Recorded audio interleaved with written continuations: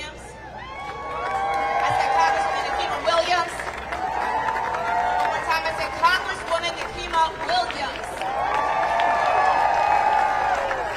All right? We're going to welcome her. We're going to listen to what she has to say. She's representing your city. She's here for us. She's here for you. And we are so grateful to have her. So let's give her a round of applause.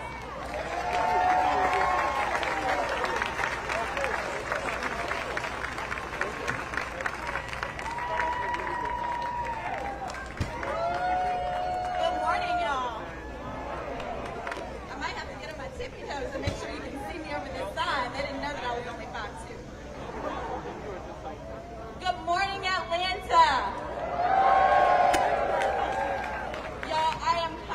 Nakima Williams, and it is the honor of my life to represent you in Georgia's fighting 5th Congressional District.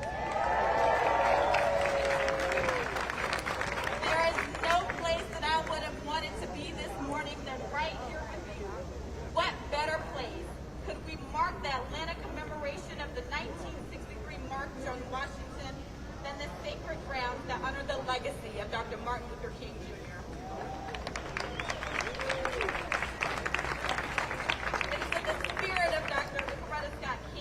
My predecessor, Congressman John Lewis, that I stand with you, that I march with you, that I continue to fight with you towards justice.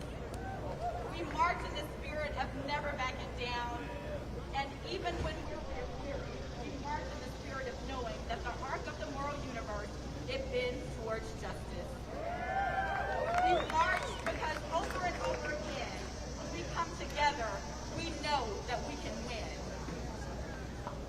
Congressman Lewis taught us that when you see something that is not fair, not just, not right, you have a moral obligation to find a way to get in the way. So thank y'all for answering the call, coming out this morning, and finding a way to get in the way. Because that is exactly what we have to continue doing.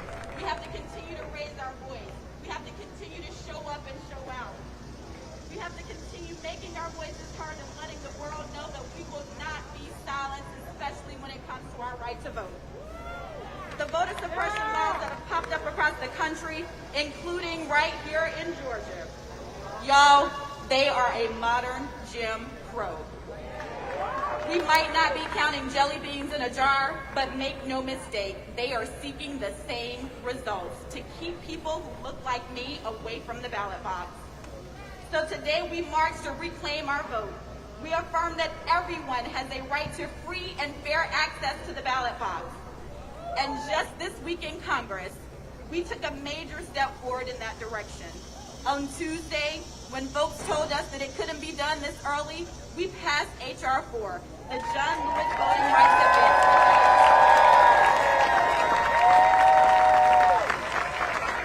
Y'all folks told us that we couldn't get that done in August, but we did it anyway.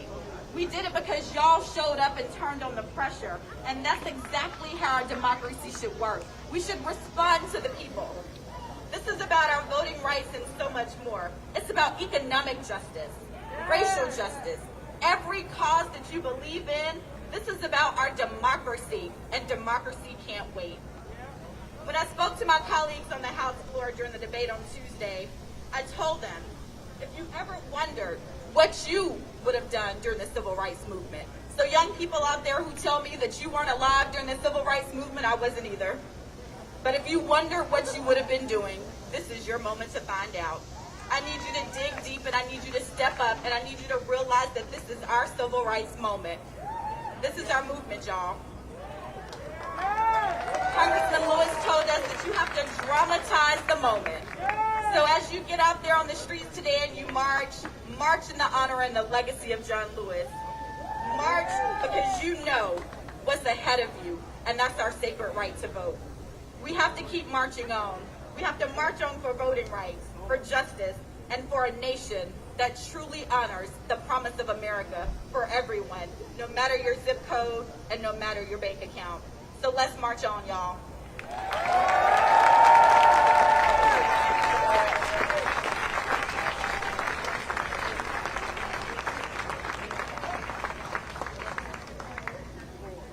All right, we're going to keep this going. Let's give Congresswoman Nakima Williams another round of applause.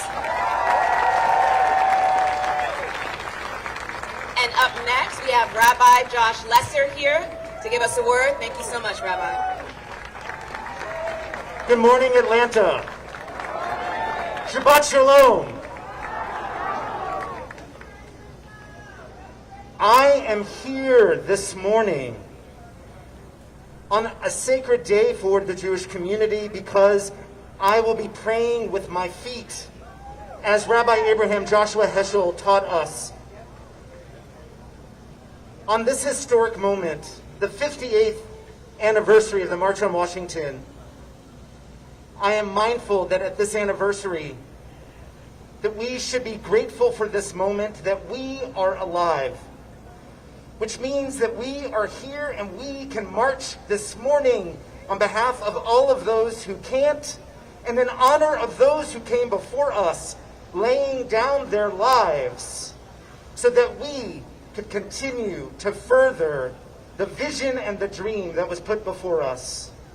And I also recognize that we have been kept upright, that we have clear moral vision of what it means to protect civil rights and voting rights in our country, and that is what propels us this morning and needs to continue to propel us to the voting box and beyond. And lastly, that we have arrived at this very moment. I want to invite you just to take a look around. I recognize that we're in the middle of a pandemic, and so we are just a fraction of the people that we represent. But all of you who have come here today, you are gathered because you understand the mutual connection, the common good, that the civil rights of all of our citizens in this country benefit each and every one of us. That we are here together as siblings to fight and preserve the democracy that is still yet a vision of what it could be. Tonight in the Jewish calendar, we begin our season of atonement.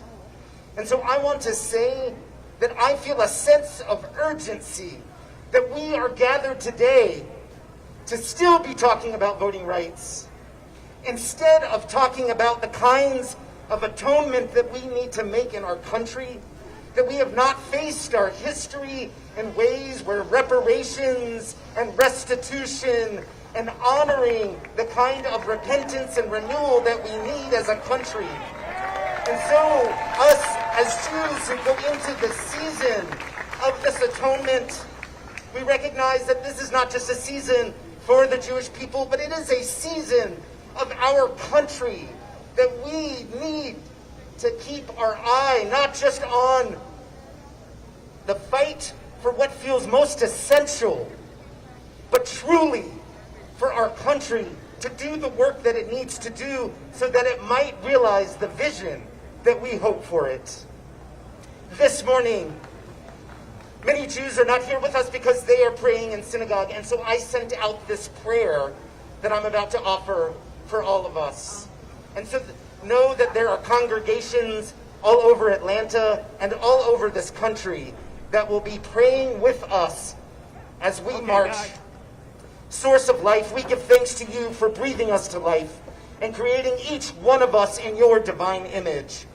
It is from our moment of creation that every human being is endowed with the inherent dignity of coming from one source.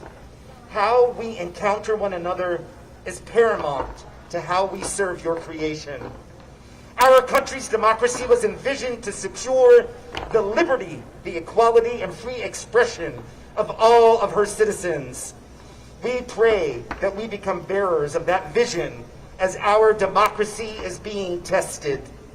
Help us understand that our commitment to a just democracy stems from a desire to manifest the common good. Aid us in taking the actions that fosters a nation that nourishes all of its citizens and challenges supremacy in all of its forms. Once again, the soul of democracy, the right to vote, is being challenged. We pray for safe, free, fair elections for all. Grant us the wisdom and the solidarity to ensure that those who are most suppressed and vulnerable, that they are able to cast their vote unobstructed. Remind us of our courage to resist, to persist, and to insist on this basic right. May all of the actions that seek to corrupt the right to vote be averted, so that we may uplift your vision of freedom. Today, as we honor the anniversary of the March on Washington, may the words of Martin Luther King Jr. and the message of the prophet Amos ring in our ears and guide us as we leave this place this morning. Now is the time to make justice a reality for all God's children. We will not be satisfied until justice rolls down like waters and righteousness like a mighty stream. And let us all say, Amen.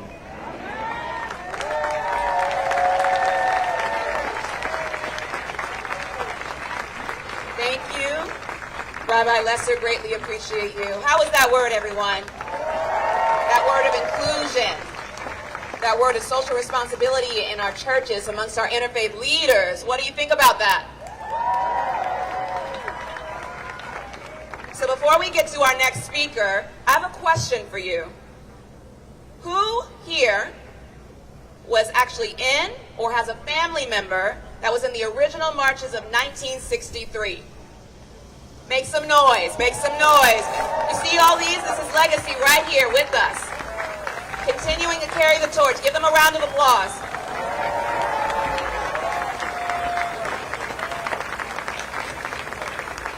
And the reason I ask that question is because we have a leader here with us right here, right now, who's going to speak to all of you. We have Reverend Dr. Gerald Durley, who led an entire group of students during the 1963 marches. Give him a round of applause.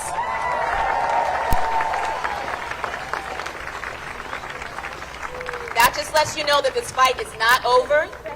Didn't start in 1963, but we were here in 1963. We're here in 2021 fighting for the same rights to vote. So he's going to give us a word. Let's give a round of applause for Reverend Dr. Gerald Durley.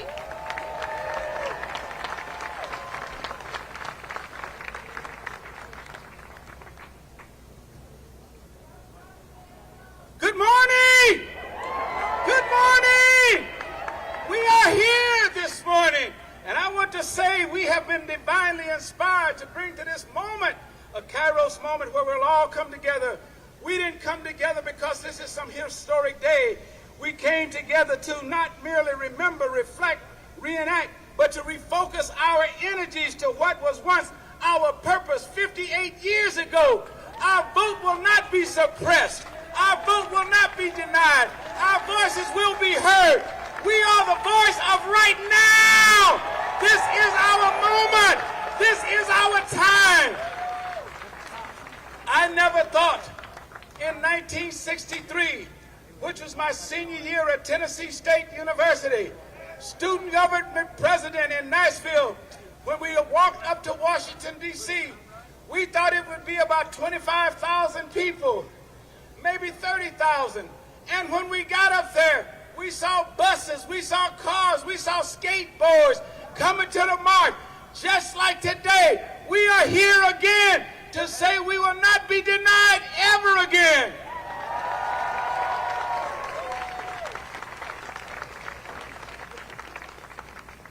We came today from all over the nation to talk about what we're doing and what we're going to do. We've got to make sure that the Voting Rights Bill will pass, that the For the People Act will be enacted. We must stand together as one voice, one people, and never quit, never give up, never turn around, and never bow.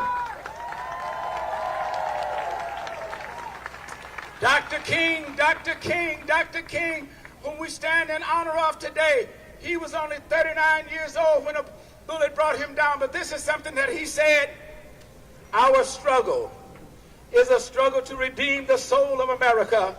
It is not a struggle that lasts for a few days, a few weeks, a few months, or a few years.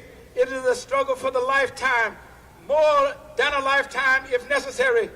Dr. King says, and I say this to you in his words, we may not have chosen the time, but the time has chosen us. This is our moment.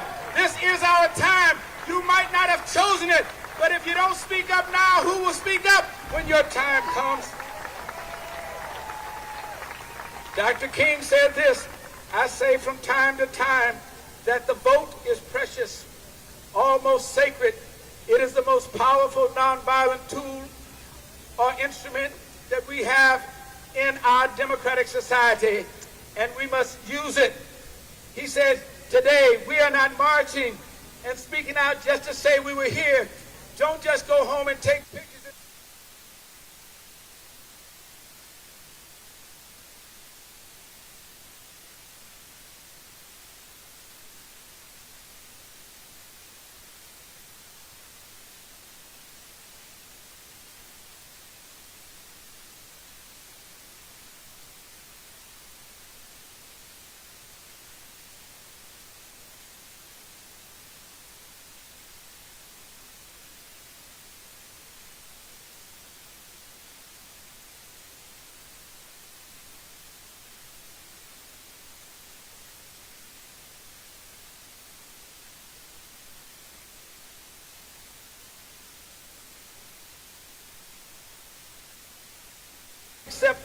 We must accept finite disappointment, but never lose infinite hope. We can not only believe in miracles anymore. Stop saying we hope the miracle of freedom. We hope the miracle of non-voter suppression. Let's don't just believe in miracles. Let's make miracles happen. And it starts with us today. So I say, let's march on. Let's don't back up. Let's don't bend. Let's don't bow. Let's don't break. It's time to march on. Are you ready to march? Are you ready to march? Let's march on for freedom, for jobs, for equality, for justice. Let's march and let's vote. God bless you. Say amen, somebody. Say amen, somebody. Get excited, somebody. Get enthused, somebody. Get up and holler. Pull your mask down and say, I'm ready to march on.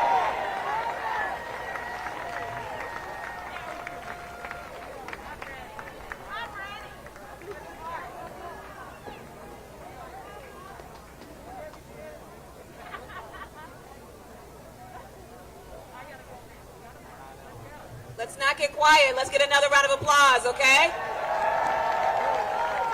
That was the word we needed this morning, okay? So we're going to keep this going. We're going to keep this momentum going. We have an incredible community leader coming to join us right now. Her name is B. Nguyen. Her name is B. Nguyen.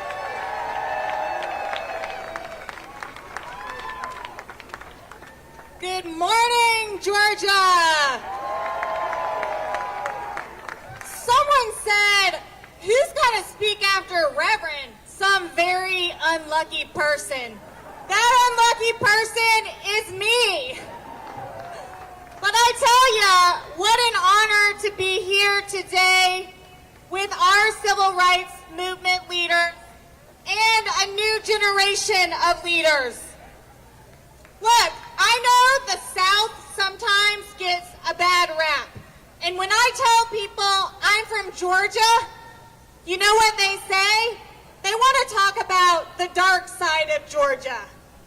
Our failed leadership at the Capitol and this movement to suppress our right to vote. And I say to them, you know, Georgia, the South, we are the cradle of the civil rights movement. You know who hails from Georgia's red clay? Dr. Martin Luther King Jr., President Jimmy Carter, Ambassador Andrew Young, Reverend Senator Raphael Warnock, Stacey Abrams, yes, Miss LaTosha Brown, Miss Helen Butler, Congresswoman Nakima Williams, and countless of other civil rights leaders, some who came before us, some who are still with us now, and of course, we cannot talk about the anniversary of the March on Washington without talking about my late Congressman, John Lewis. We are in the heart of the 5th Congressional District. How many of y'all, like me, had the privilege to cast your vote for Congressman John Lewis? Yes. And how many times did you go to the ballot year after year and you were just as proud to cast your vote for John Lewis? I want to talk about what Congressman Lewis would want us to do. That is to get into good, necessary trouble. And here's the thing about our congressman. Yes, he was a hero in his own right, bold and courageous, and his message transcended race, class, gender, age. But here's the thing about him. He believed each and every single one of us had the moral responsibility and possesses the courage and audacity to start that necessary good trouble. It is not an exaggeration to say that the entire country mourned his death last year, and the grief was palpable here in his home, here in the South, the beating heart of the civil rights movement. And when we finally ousted that former guy out of the White House, yes, and when we finally elected Reverend Warnock and Senator Ossoff to the U.S. Senate, I felt that grief. I felt that grief, wishing and hoping that Congressman Lewis was still here with us to celebrate the fruits of his labor. But now he is gone, and now we have to carry on his legacy. And we have so much work to do here in Georgia and across the country. The responsibility is ours. That means never relenting in the fight to protect the most powerful nonviolent tool, our sacred, most fundamental right to vote. We are here to march, but we are also here to say to Congress, the President and the Vice President, do everything in your power, even if it means ending the racist filibuster, to pass the John Lewis Voting Advancement Act, to pass the For People Act. We are not interested in words or platitudes or social media pictures. We are interested in action, and action means passing federal protections.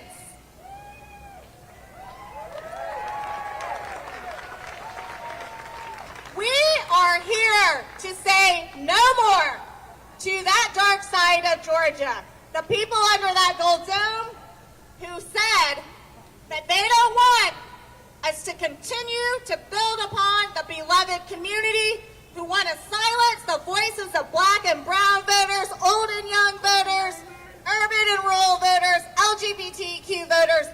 They know that when we go to the ballot box, we build the power, the beloved community, the beloved South, a place that we are proud to call home. So, it's not just about marching today. It is about carrying out the legacy every single day. And for the young folks out there, let's give our elders some rest. They deserve it. Thank you, Atlanta. Thank you, Georgia.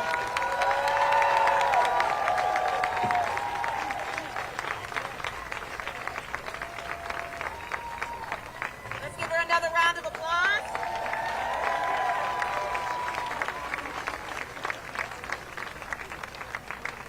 So we have such diversity in our speakers that represent the communities that they serve, because there's such incredible diversity and inclusiveness in this fight, okay?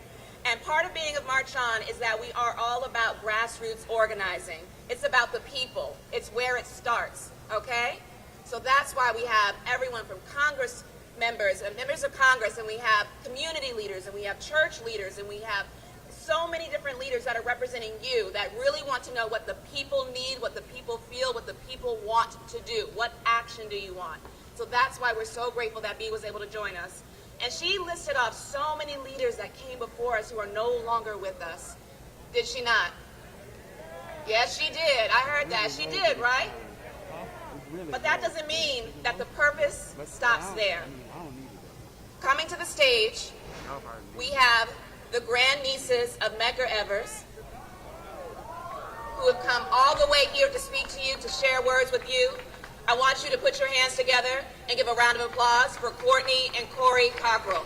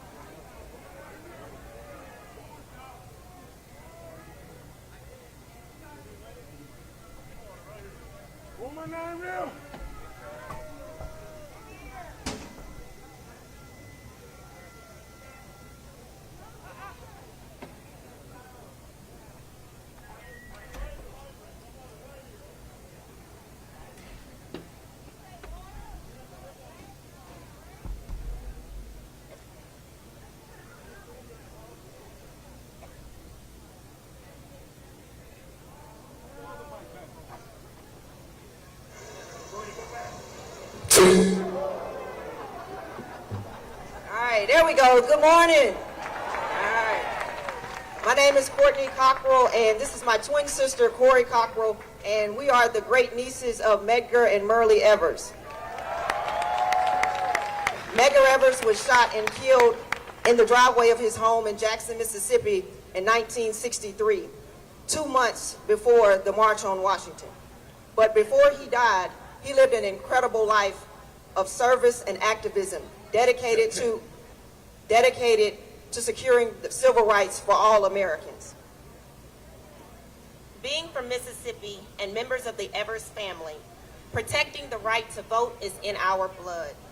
Throughout our childhood, we were constantly reminded of the sacrifices of our great uncle Medgar, of Aunt Merle, of our grandfather, and so many others who worked to secure the right to vote. So when states like Georgia, Texas, and others come to take that right away, we take that personally.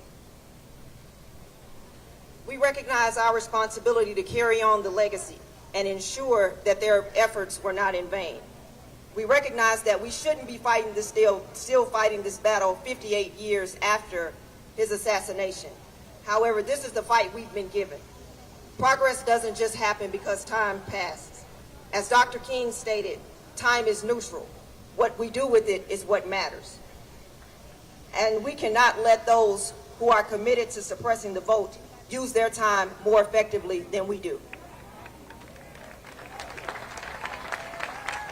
We must use our time organizing for the country that we want, protesting for the ideas that we believe in, and demanding that legislation be passed to help us get there.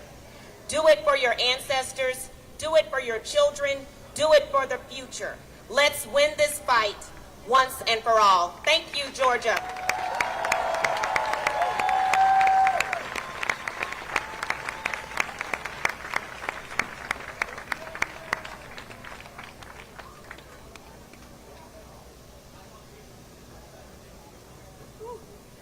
What did you all think of that?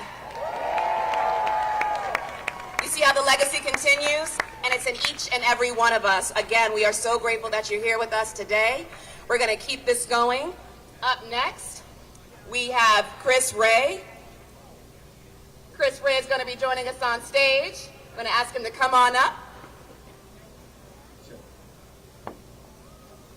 We have representation from our Divine Nine here, don't we? We have representation from our Divine Nine, don't we? Call them out, call them out.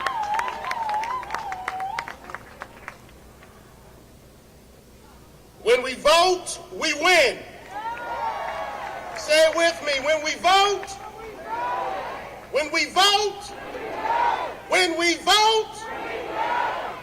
I am Chris Wray, International President of Phi Beta Sigma Fraternity, Incorporated. My dear fraternity brother A. Philip Randolph once stated that equity is rarely given, it is claimed. And opportunity is rarely conceded, it is won. This march for voting rights is about equity at the ballot box. And we have the opportunity right now to demand that our elected senators not only bring the John R. Lewis Voting Rights Enhancement Act to the floor, but to pass it even if it means demolishing the filibuster in the process. The time is now. We can no longer wait on a procedural process to stand in our way of our fundamental American right, which is the right to vote. This march for voting rights is about freedom, about fairness at for the election process, about restoring the protections that were already in place. This is the march that will ensure that our children and our children's children do not have to sit by and try to find rights by trying to march again. The men of Phi Beta Sigma Fraternity Incorporated have been on the front lines of social justice for over 107 years. And we will continue to be a servant leader and a staunch supporter of the equitable rights for all. We stand united behind a theme of empowering generations of men to believe in advocacy, community service, and engagement. We understand that politics is not a spectator sport and that we must be intentional in staying engaged and being willing to fight for what is right at all costs, especially when there is a clear and present threat to democracy. We are gathered here today to continue the fight of a leader, an icon, a giant, not only of the civil rights movement and American politics, but a great Phi Beta Sigma man, the late Honorable Congressman John R. Lewis. His memory, his spirit, and his presence is certainly felt today as we pick up the torch that he lit. We have no choice but to get across the finish line. So in closing, I will leave you with the quote by my beloved brother, who famously stated, "Do not get lost in the sea of despair. Be hopeful, be optimistic. Our struggle is not the struggle of a day. It is not the struggle of a week. It is not the struggle of a month. It is not the struggle of a year. It is the struggle of a lifetime. Never ever be afraid to make some noise and to get in good trouble, necessary trouble. The men of Phi Beta Sigma will continue to fight for voting rights, and we will fight until hell freezes over. And then we will fight on the ice. When we march, when we vote, we win.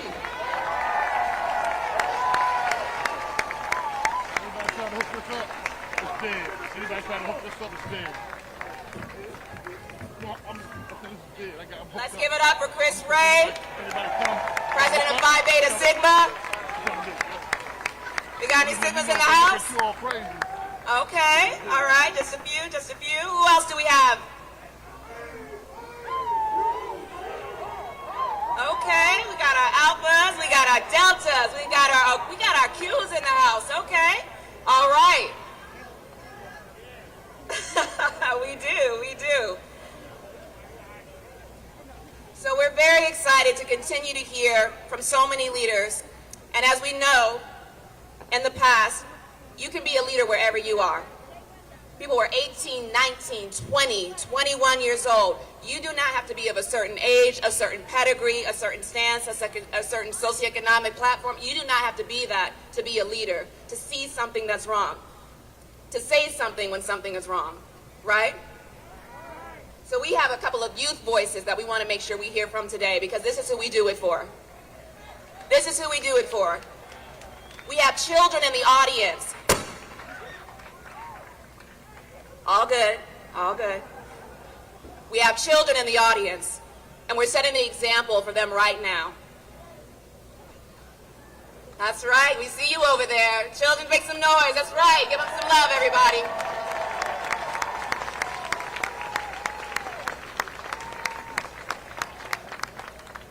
And so next, we have an incredible leader that I've worked with in the past. We have Councilman Antonio Brown, who's going to be coming on the stage to give us a word. And we're going to have some incredible words from our youth leaders from Future Coalitions, one of our core partners as well. Welcome to the stage, Councilman. Give him a round, everyone.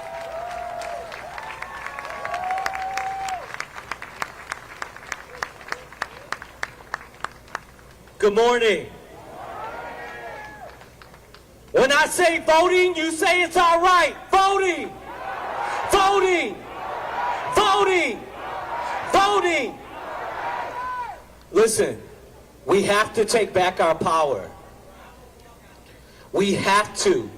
It is the only way we are going to truly address generational curses in our communities that have left behind some of our most vulnerable residents.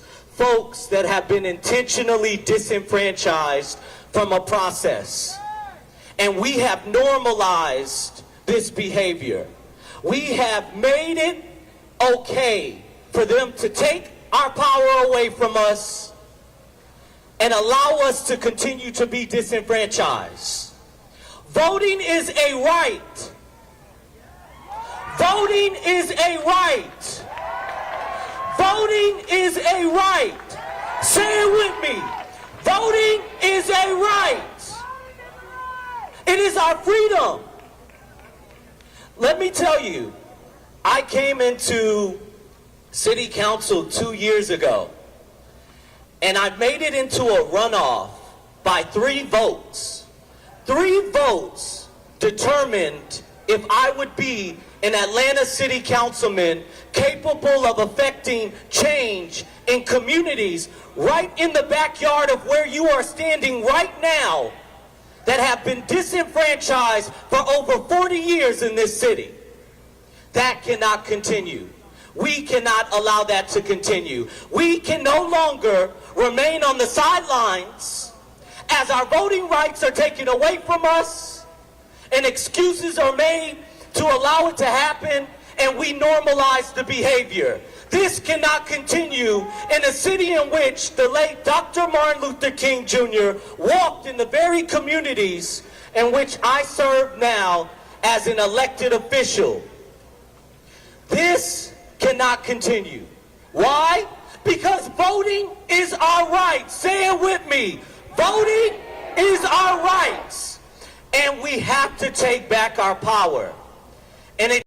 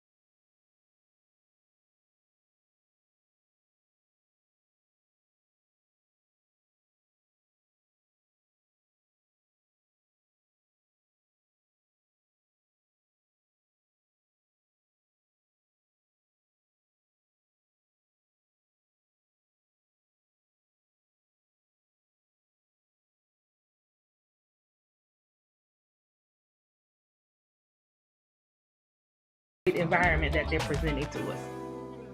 How can you really tell whether a viral story is true or false? 11 Alive's Verify breaks down the claims with facts and experts so you can know whether you're seeing truth or misinformation. Watch Verify only on 11 Alive News. Morning news is just a little bit of everything to give everyone what they need to start their day. Chesley does a fantastic job of making it relatable and making it digestible. Crash with Traffic makes it so interesting, and I love his energy. Francesca is so smart and brilliant, and I love the way she researches stories. You're always going to get the most accurate information. Watch Aisha, Francesca, Chesley, and Crash on the 11 Alive Morning News, weekdays 5 to 7. Chesley, I just think that he's a great weather guy. He really knows what he's doing. I love the weather because Chesley has been absolutely fabulous. I like the way that Chesley will take the time to explain something, and I feel like I'm sitting in his classroom. The Locked On Podcast is your new place to keep up with your team every day. Falcons, Hawks, Braves, Bulldogs. Expert analysis on Atlanta and SEC sports. Listen and subscribe at 11alive.com/lockedon. News happens fast. Stream it faster. 11 Alive News is now on Roku. Stream live newscasts and watch on demand. 11 Alive News. Stream now on Roku. Crash is definitely the funniest.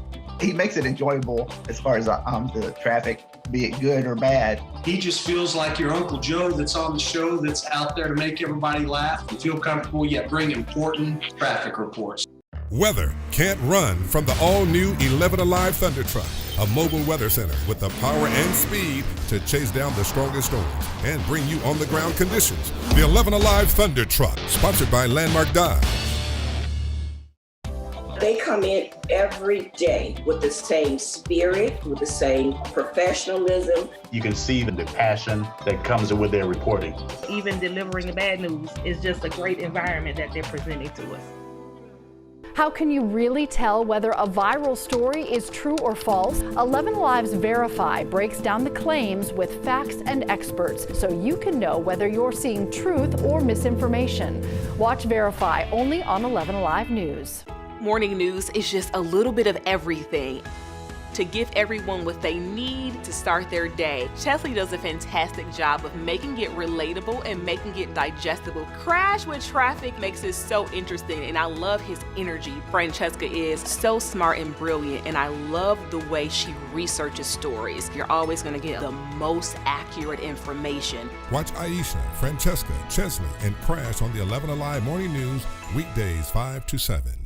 Chesley, I just think that he's a great weather guy. He really knows what he's doing. I love the weather because Chesley has been absolutely fabulous. I like the way that Chesley will take the time to explain something, and I feel like I'm sitting in his classroom. The Locked On Podcast is your new place to keep up with your team every day. Falcons, Hawks, Braves, Bulldogs. Expert analysis on Atlanta and SEC sports.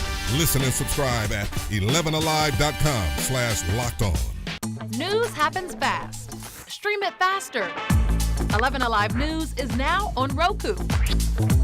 Stream live newscasts and watch on demand. 11 Alive News. Stream now on Roku. Crash is definitely the funniest.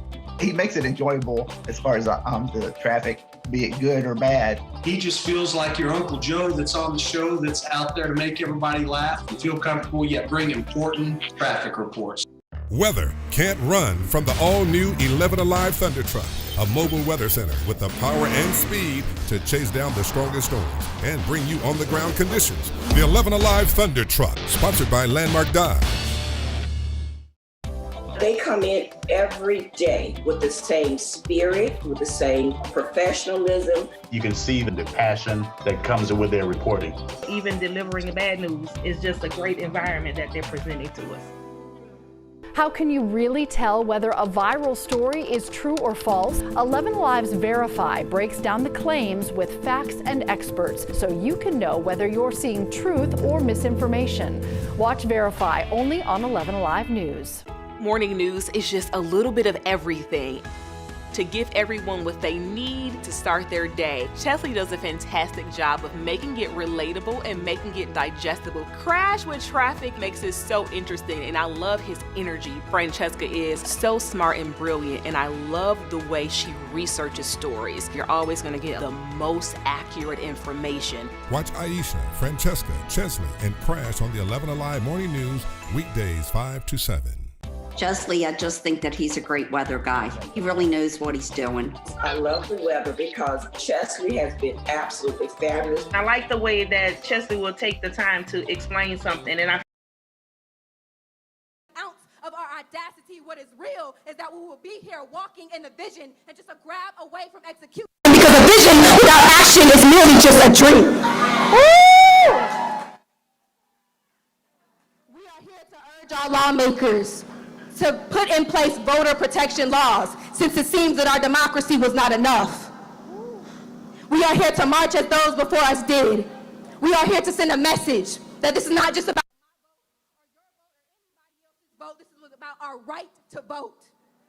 This was about our responsibility to hold on to the one thing that gets us closest to equality. It is our necessity to make choices for ourselves. So if I don't get up here and say anything else, I say that it's time to start seeing some change. Thank you. Yes, thank you, Jayla.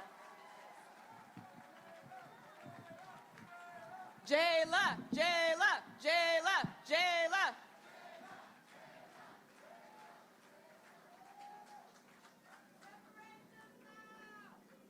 Thank you, Jayla, for those inspiring words, for the reminder of the legacy that we have to continue and to have the vision, to keep the vision going, to have the maintenance going, because we have to make sure it's not just a dream. Next, we have Ben Jealous, who's going to be joining us. Let's give him a round of applause. We've got to keep this thing going. Thank you so much, sir.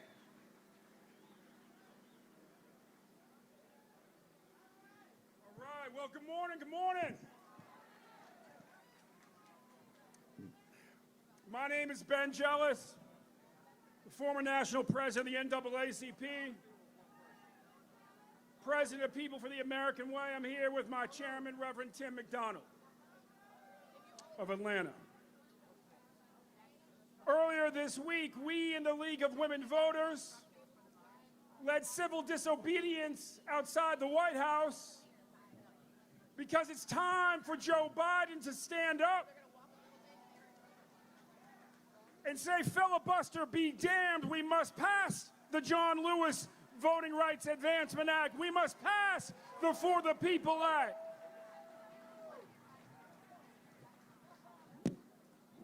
If Donald Trump could tell his Senate to get the filibuster out of the way to pack the Supreme Court with 4 right-wing justices who do not represent the mores of the American people, then I think Joe Biden can say, get the filibuster out of the way so we can save our democracy.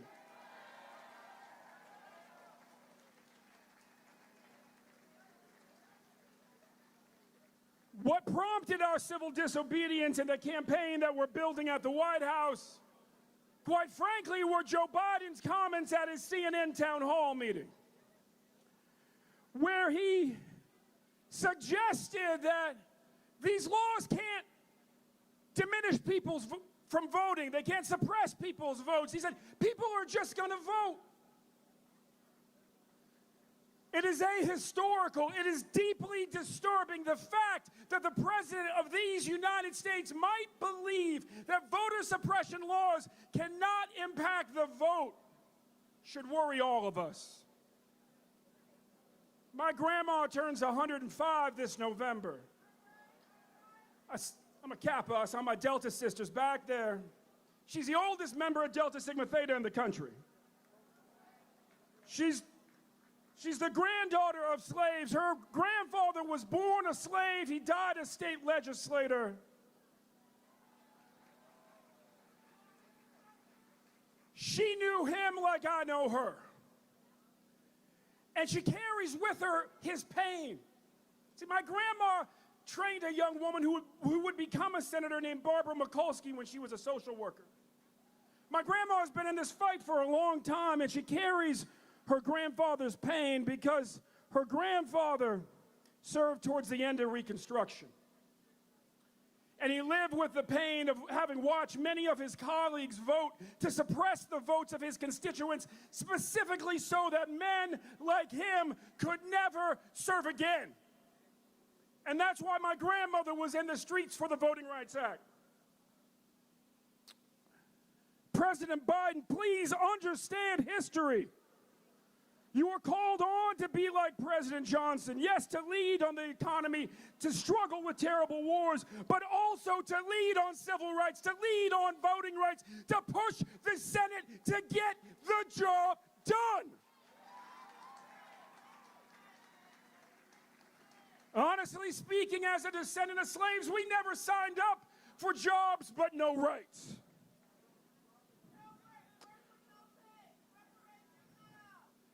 Whether you are a white working class woman who's going to have your ability to vote made more difficult, or a black working class man who will have his ability to vote made more difficult by these laws, or you're a citizen of Georgia where the state legislature is fixing to make it possible to just overturn the election if they don't like the results. This is a crisis. President Biden went to the National Constitution Center in Philadelphia last month. He said, this is one of the biggest crises ever facing our democracy. Well, Joe, if that's what you believe, then all I have to say is this, and say it with me, please. Hey, hey! Hey, Joe! The filibuster has got to go. Hey, hey! Hey, Joe! The filibuster has got to go. Let's pass these laws and save our democracy. God bless. Thank you so, so much. We appreciate you, Mr. Jealous. We hope you travel safely. All right, everyone, I'll give you a round of applause here for our state director who has helped us and guided us through this entire program today. We have with us Miss Macy Hall. She's going to get us ready. She's going to get us ready. She's going to get us ready for our march. Take it away, Macy. Good morning. How do we feel? Yeah. Yeah. I hear fired up. I hear some yells. Thank you, thank you, thank you to everybody who came out today. We all know that voting rights is something that is so important. And so now what we are going to do is prepare ourselves to begin making that march to show our voice. Are you guys ready? I said, are you guys ready? All right. So I'm now going to instruct. Over here we have all of our speakers. Please follow my security. They are going to make a path down this way. As they do, our staff will end that space of where our speakers are, and you are free to follow in with them. We will be meeting at Auburn and Jackson and lining up to march. So I repeat, as you see, there's a crowd moving here. Allow our staff to move our speakers and our honored guests. Follow in behind them to begin marching.